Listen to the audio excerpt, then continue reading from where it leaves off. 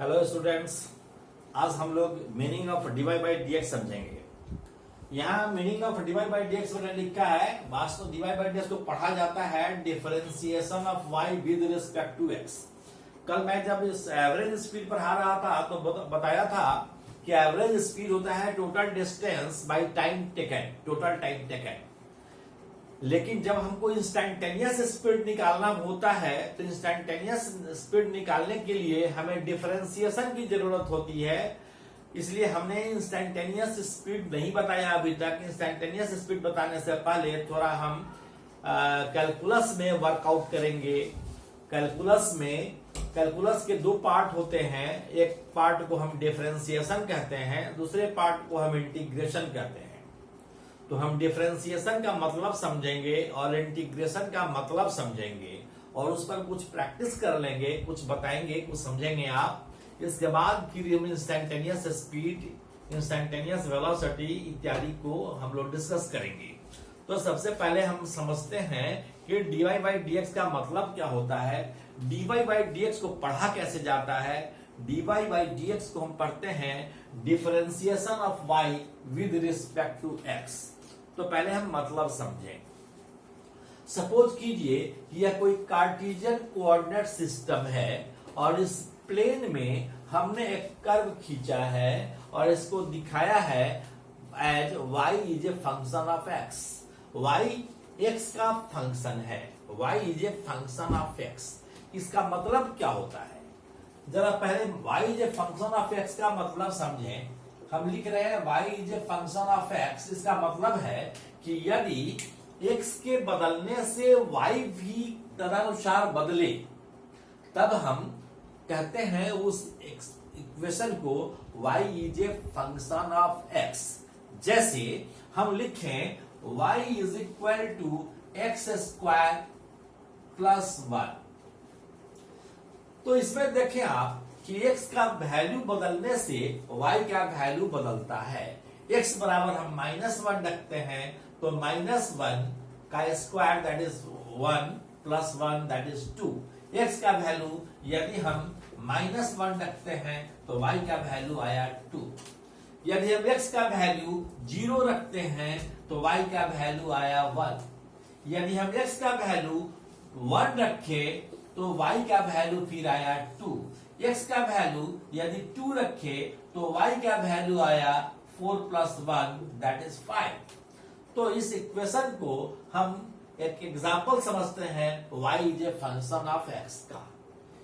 फिर से समझिए कि यदि x के बदलने से y भी बदले तब हम ऐसे इक्वेशन को y is a function of x कहेंगे।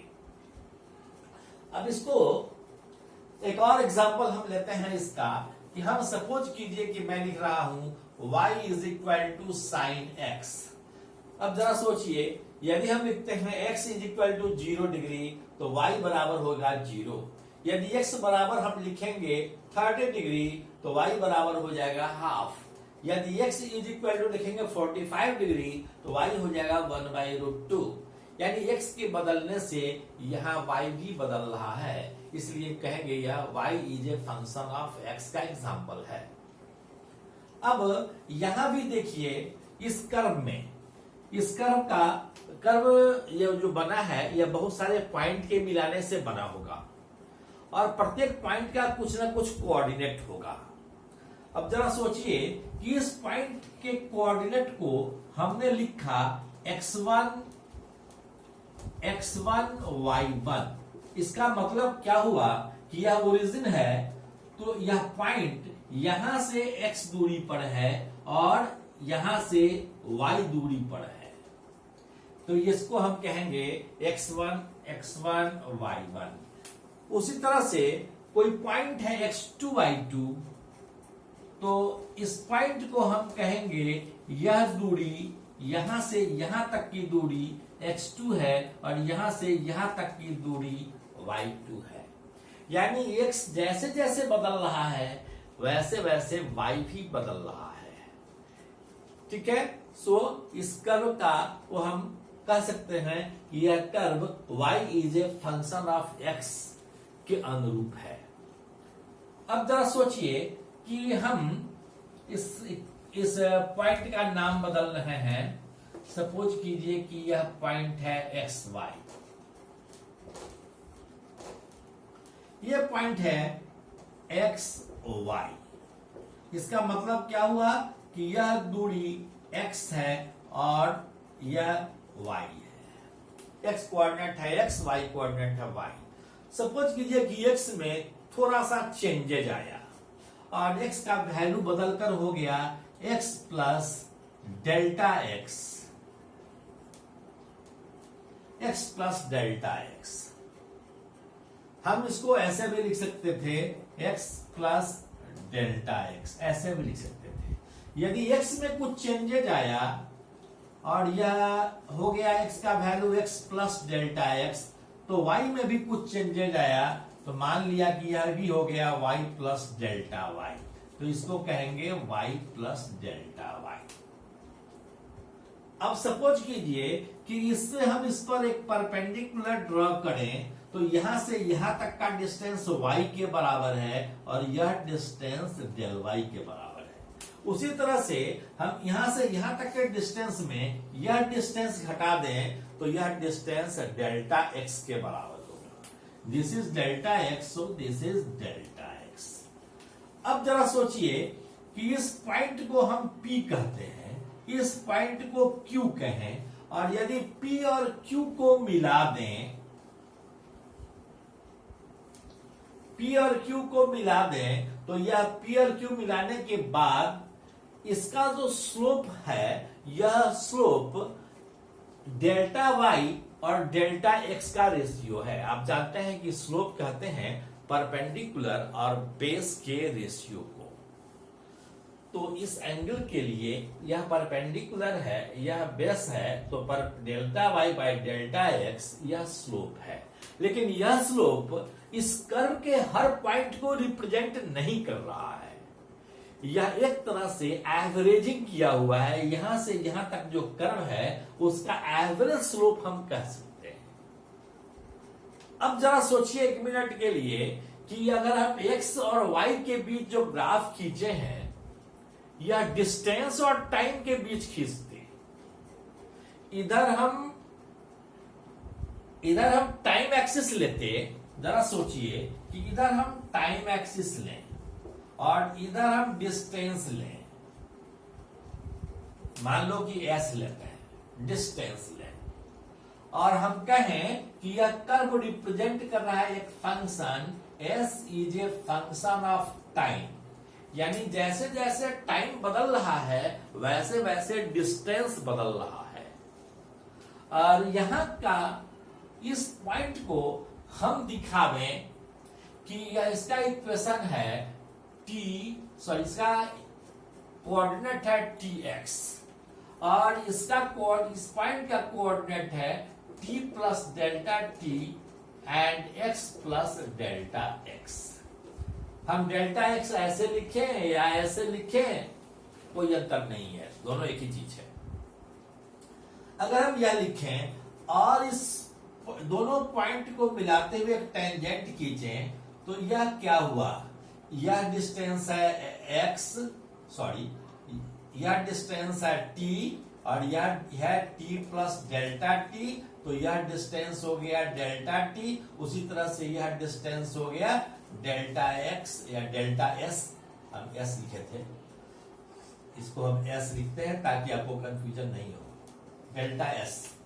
तो यह हो गया डेल्टा s और यह हो गया डेल्टा t। डेल्टा s और डेल्टा t का जो रेशियो है यह इस एवरेज स्लोप को कहते हैं। अब यह average slope that is total distance और टोटल टाइम टेकन के इक्विवेलेंट दिखाई दे रहा है कि नहीं। यह टोटल डिस्टेंस, यह मान लो कि पहले डिस्टेंस इसका यहां था, अब डिस्टेंस यहां हुआ, यह डिस्टेंस था s1 मान लीजिए, यह डिस्टेंस है s2 या यह डिस्टेंस है s, यह डिस्टेंस है डेल्टा s। तो टोटल डिस्टेंस कितना कवर किया, s plus delta s minus s, this is delta s।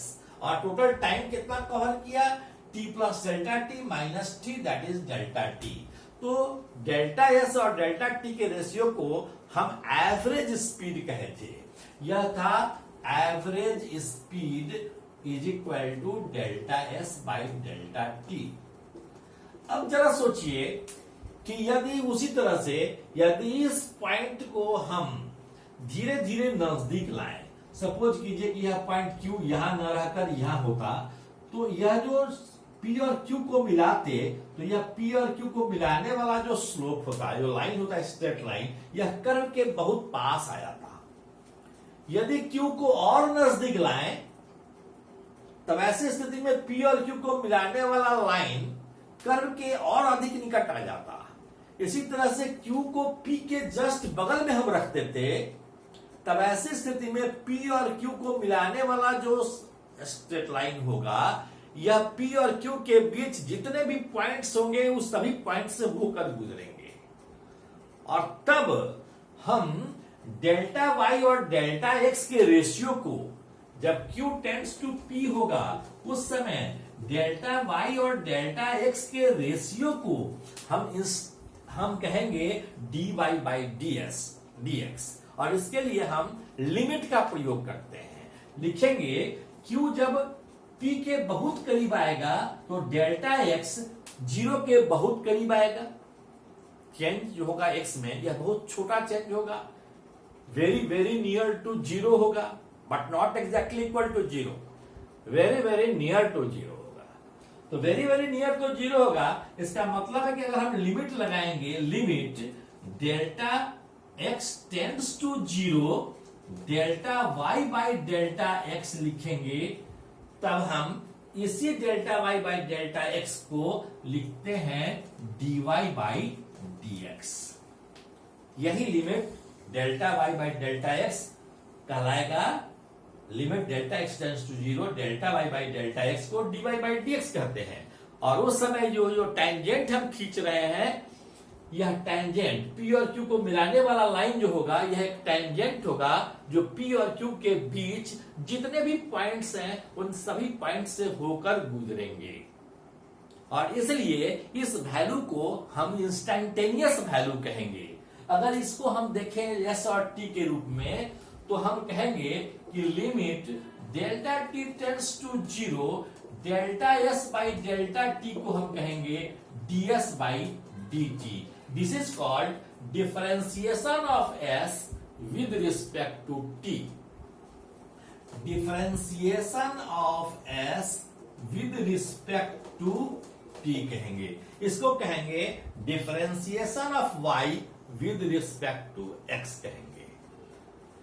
अब हम कुछ फार्मूला लिखते हैं डिफरेंशिएशन से संबंधित। यह फार्मूला आया कहां से, इसको मैं इस क्लास में डिस्कस नहीं करूंगा, ये आप मैथमेटिक्स पढ़ेंगे। मैथमेटिक्स में एक पेपर पढ़ना होगा कैलकुलस, और कैलकुलस में आप डिफरेंशिएशन, इंटीग्रेशन इत्यादि पढ़ेंगे। लेकिन मैं आपको बता रहा हूं केवल इतने ही बात के लिए कि फिजिक्स में आगे इसकी जरूरत पड़ने वाली है। छोटे छोटे डिफरेंशिएशन, छोटे छोटे इंटीग्रेशन की आपको जरूरत पड़ेगी, और इस जरूरत के लिए ही मैं आपको यह डिफरेंशिएशन का क्लास मैं दे रहा हूं। यह 2-3-4 क्लास हो सकता है, 3 क्लास या 4 क्लास हो सकता है। इस 3 और 4 क्लास में मैं पूरा डिफरेंशिएशन और इंटीग्रेशन बताऊंगा। अभी मैं डिफरेंशिएशन बता रहा हूं, और मैं कुछ फार्मूला इस बोर्ड पर लिख रहा हूं। इस फार्मूला को आप याद रखेंगे। हमने कुछ फार्मूला यहां लिख दिया है, इतना फार्मूला याद रखिएगा। कुछ और फार्मूला कल लिखेंगे और इस फार्मूला पर प्रॉब्लम डिस्कस करेंगे। यह कैसे हम पढ़ रहे हैं, D by D x of x to the power N बराबर है N into x to the power N minus 1। इस पर प्रॉब्लम कल करेंगे। डी बटे D x of any constant बराबर 0। किसी भी कांस्टेंट का डिफरेंशिएशन 0 होता है। D by D x of c into x to the power N बराबर सी, कांस्टेंट को बाहर छोड़ते हैं, D by D x of x to the power n लिखते हैं। और यह लिखा हुआ है n into x to the power n minus 1, इसी को यहां लिख दिए n into x to the power n minus 1। D by D x of u plus v plus w, जब प्लस सो ऑन होता है तो सबका अलग अलग डिफरेंशिएशन हम x के रिस्पेक्ट में कर लेते हैं। That is du by D x plus dv by D x plus dw by D x plus so on. उसी तरह से u माइनस वी माइनस डब्ल्यू इत्यादि रहे, तो जहां प्लस था वहां माइनस हो गया है। अब यदि u इंटू v के फॉर्म में कोई डिफरेंशिएशन हो, तो दो फंक्शन है u, एक u है दूसरा v है, बीच में इंटू का चिन्ह है, d by D x of u into v लिखेंगे। u को पहले हम छोड़ देते हैं, फिर v का डिफरेंशिएशन x के रिस्पेक्ट में करते हैं, प्लस v को छोड़ते हैं और u का डिफरेंशिएशन x के रिस्पेक्ट में करते हैं। शेष कुछ और डिफरेंशिएशन के बारे में कल मैं बताऊंगा और इस पर एक्सरसाइज कराऊंगा। Thank you very much, all the best.